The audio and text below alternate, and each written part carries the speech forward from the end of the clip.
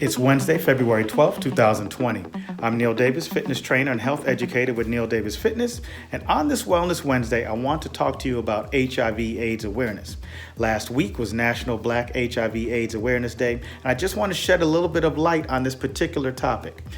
You see, HIV/AIDS awareness can be spread through different means, can be spread through syringes or sharing needles or syringes with others. So we want to be very careful with that. And it can also be spread through breastfeeding. So if you're someone who already has HIV and you breastfeed your child or a child, you can spread HIV that way. So we want to be very careful with that. However, the largest number, 90% according to the CDC, of new HIV cases came from sexual activity.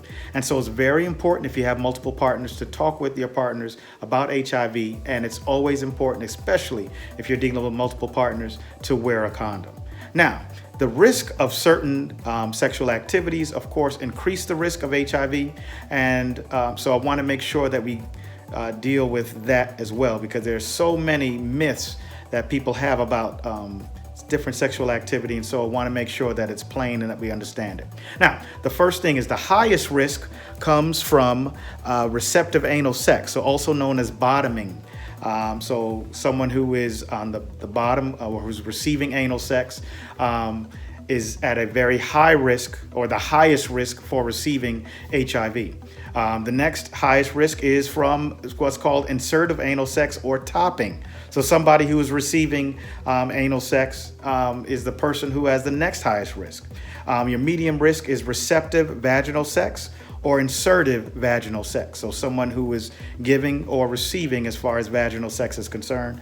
The extremely low risk is receiving oral sex if you're a man or woman, or perform oral sex on a man or woman.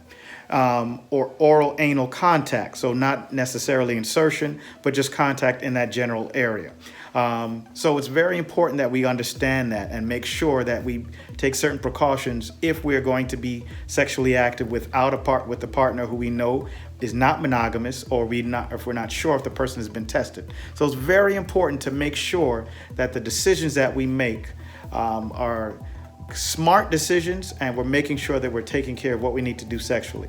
Now, the last thing I want to talk about is treatment for HIV/AIDS awareness, HIV and AIDS. If you're receiving the treatment, it can get to a point where it becomes undetectable. So you take the testing, and the test shows that you don't have any trace of HIV or AIDS. But it's still very important to make sure that even if you get to that point, you're still practicing safe sex, and you're making sure that you're staying in connection with your doctor. Because again, we want to make sure that we are being sexually healthy as well. So again, this has been Neil Davis with Neil Davis Fitness. Until I see you next week, continue to strive to be the best versions of yourself.